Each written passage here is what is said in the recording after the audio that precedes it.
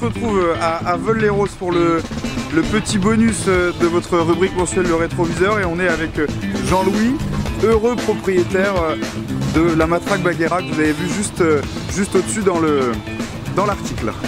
Donc Jean-Louis, est-ce qu'on peut faire avec vous le tour de ces petites particularités qu'on ne retrouvera pas forcément dans l'article et que vous n'avez pas forcément à l'image et que vous aurez sur la vidéo du coup? Oui, bien sûr, on va faire ça. Je suis content que vous ayez pu m'offrir l'opportunité de vous présenter la Matra.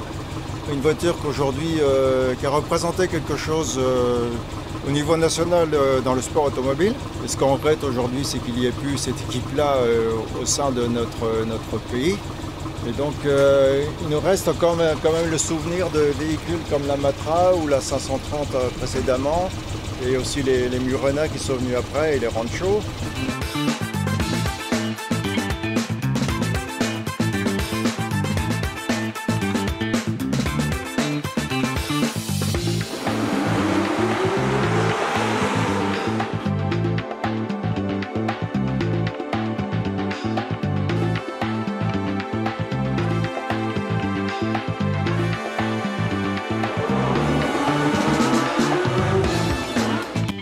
Moi j'ai pu acquérir cette Matra au mois de février dans une salle des ventes à Reims, tout à fait par hasard et par un coup de cœur finalement. C'est surtout l'opportunité, la particularité de la Matra, c'est ces 3 places avant.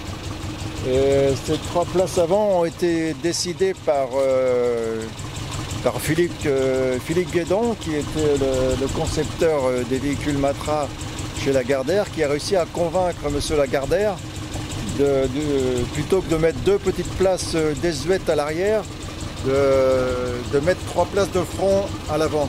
Et cette idée lui est venue à un moment donné où, avec une équipe, ils étaient partis chercher des pièces pour l'usine Matra chez Simca dans un break fort de tonus. Et c'était une banquette à l'avant et ils se sont installés tous les 3 à l'avant. Et l'idée lui est venue, pourquoi pas construire une voiture avec 3 places à l'avant. Et donc, en partant de cette idée-là, il a convaincu M. Lagardère de fabriquer une voiture de sport à 3 places à l'avant. Donc pour une meilleure habitabilité du véhicule et de confort. Donc ce qu'on peut constater, c'est que la place de conducteur est réglable. Par contre, les 2 banquettes, les 2 places assises à côté sont fixes. Et ce qui permet une aisance quand même des 3 personnes assises et une très bonne visibilité sur la route. L'autre particularité de la voiture, c'est que c'est fabriqué qu'avec des banques de pièces de chez Simca et de chez Renault aussi, pour les phares qui n'ont pas voulu se relever et qui proviennent de la R12. Et le moteur arrière est un moteur de Simca 1100 spécial en 1294 cm3 avec 2 double corps 36, c'est des Weber, et qui développe une puissance de 84 chevaux. Bon, c'est une voiture assez légère, elle fait 960 kg pour 84 chevaux. C'est pas une foudre de guerre, c'est pas une Alpine non plus, mais c'est une voiture plaisir surtout. D'ailleurs, quand on se promène à 3, c'est du plaisir pour tout le monde et c'est la banane pour tout le monde. Tout le monde a le sourire dans la voiture. Et je peux vous présenter aussi le moteur, qui s'ouvre avec la petite trappe sur le côté. On soulève la glace. Le Vera, c'est un bon Vera qui permet de lever la glace, qui a une bonne surface. Et entre le compartiment passager et le compartiment moteur, il y a aussi une autre glace qui permet aussi limiter un peu la chaleur du moteur. Et le bruit, parce que c'est vrai qu'on a roulé tout à l'heure avec. Le bruit, c'est un 4 cylindres et il a toujours ce cliquetis particulier au moteur Poissy. Et ça, c'est tous les moteurs de Poissy ont eu ce cliquetis-là, même une Simca P60 a ce cliquetis-là. Et donc, comme je l'ai dit, c'est le moteur de la 1100 spéciale avec 2 doubles corps qui sont situés là-dessous. Pour l'accessibilité, C'est assez simple, enfin, il faut un peu d'acrobatie quand même. On enlève la place du coffre, qui est assez grand comme on peut le constater. On peut mettre pas mal de bagages pour 3 personnes. On monte dans le coffre, comme ça. Et on peut avoir accès plus facilement à l'ensemble, le filtre à air qui est là, et les bougies qui sont situées là derrière. Il y a un peu de contorsion, mais on y arrive quand même. Et le réservoir à essence, malheureusement, est situé devant le moteur, ce qui est un peu un handicap pour la répartition des masses. Et donc, ce moteur-là, il est très fiable, il n'y a jamais eu de souci avec. Très fiable et on ne peut pas dire qu'il soit performant parce que il peut être performant parce que les 5000 Rallye 1 et Rallye 2 qui est équipé des mêmes moteurs. Et qu'est-ce qu'on peut dire aussi Vous me disiez tout à l'heure qu'il était incliné à 15 degrés vers l'arrière de façon à pouvoir accéder aux bougies qui sont devant. Donc ça c'est une première chose.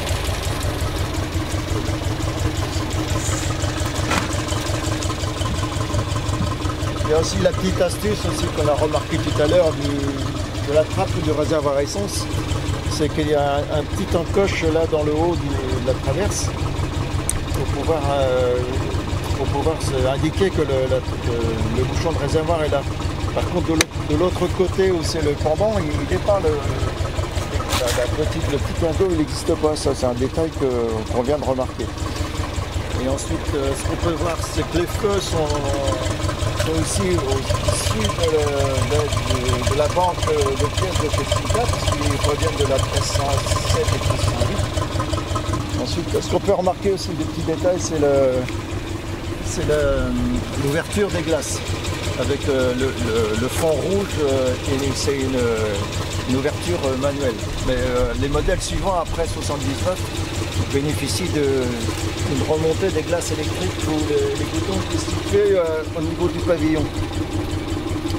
Donc ce qu'on peut aussi voir par rapport au modèle qu'on connaît aujourd'hui, c'est que des boutons, quoi, hein. C'est des boutons à bascule qui proviennent aussi de banques de chez Simca ou chez Renault. Et aussi le fait des compteurs de vitesse, de contour et compteurs de vitesse sont luminescents. On peut les voir la nuit et le fait qu'ils soient tournés vers le conducteur, la casquette des compteurs sont tournés vers le conducteur. Et la particularité aussi qu'on peut remarquer, c'est l'autoradio qui est de façon verticale là, par rapport à ce qu'on connaît aujourd'hui. Et donc ici on a les systèmes de chauffage, la chaleur, le haut, le bas, le ventilo et la répartition du chauffage. Et aussi, on peut voir aussi au niveau de la pédale du repose-pied là, au-dessus on a là un petit bouton qui permet de faire marcher le lave-glace et les essuie-glaces.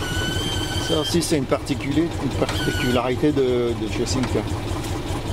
Il y a aussi la particularité du modèle Bagheera, c'est le lecteur de cartes, qu'aujourd'hui on ne connaît plus.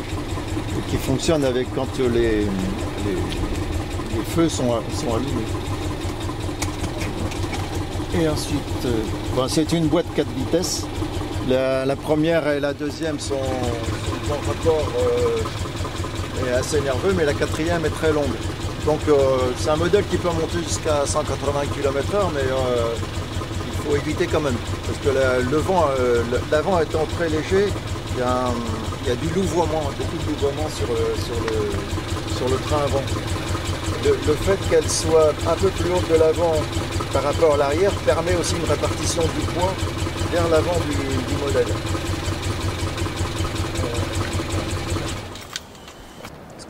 On en trouve encore beaucoup aujourd'hui je ne sais pas trop combien il peut en rester, mais si on a, je dirais pas de bêtises, mais il y en aurait peut-être encore 5000. 5000, il y a eu 7000 de la version 1, 7000 de la version 2. Et il n'en reste que la moitié, quoi, je pense. Beaucoup ont fini à l'état d'épave, quoi. Le souci de ces voitures-là, c'était des tôles qui n'étaient pas traitées comme on a aujourd'hui, quoi. Parce que toute l'ossature est en acier, mais Il n'y a que les carrosseries qui sont en fibre de verre. Oui, c'est ça, on ne l'a pas précisé, mais c'était la particularité de la marque Matra, c'est le travail de la carrosserie en fibre de verre. Oui, c'est ça. Mais Matra était déjà compétent en fibre de verre, puisque dans l'armement, ils utilisaient aussi de la fibre de verre pour leurs missiles, quoi. Et donc, Lagardère a voulu faire un coup de pub, pour ainsi dire, en lançant la marque Matra à la suite d'un rachat de René Bonnet. Et il a voulu son Graal, c'était de gagner les 24 heures du Mans et aussi les grands prix automobiles. Et ce qu'il a réussi à faire, avec l'aide aussi des aides de l'État de l'époque, de l'État, du fait qu'il était ami que le Premier ministre, M. Pompidou, et il a pu bénéficier d'une subvention pour augmenter la puissance de son écurie de course, alors que Jean Rédélé, le constructeur Alpine, lui attendait aussi cette subvention-là. Donc Jean Rédélé a dû se tourner vers Renault pour pouvoir continuer de lancer sa production de compétition. Et donc il y avait un petit peu une bagarre entre les deux marques, quoi. Une fois que Lagardère a obtenu son objectif de gagner les 24 heures du Mans et les grands prix automobiles, il a abandonné quasiment la marque Matra. Ensuite, Matra a pu se maintenir grâce à une production de l'Avantime, puisque c'était Renault qui motorisait l'Avantime. Ensuite, aussi Matra aussi a produit l'Expass avec Renault. Et un modèle qui a toujours évolué aussi, grâce aussi avec son ingénieur Philippe Guédon. Et donc malheureusement, Matra est resté en désuétude, mais fait partie quand même du patrimoine historique du pays, quoi. Donc aujourd'hui, il ne reste plus grand-chose, à part Alpine qui continue la compétition en sport automobile.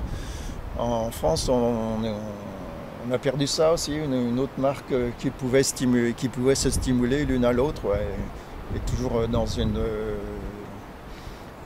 La compétitivité, c'est toujours positif dans l'amélioration des... Et quand vous croisez une A110 avec la Bagarra, vous dites bonjour quand même? Oui, forcément. Oui. Oui, j'adore la 110. Je me suis un peu rabattu sur la Matra parce que les A110 ont des prix stratosphériques, on ne peut plus y toucher, quoi. Sinon, quand je peux rentrer dans une A110, c'est avec plaisir que je le fais, hein. Et je connais beaucoup de propriétaires d'A110 dont je suis en très bon terme avec et qui ne refusent pas l'accès de leur voiture. Eh ben, merci beaucoup, voilà. Jean-Louis nous a représenté la voiture. J'espère que ça vous a plu et n'oubliez pas Matra, c'est une marque à compter dans le pays.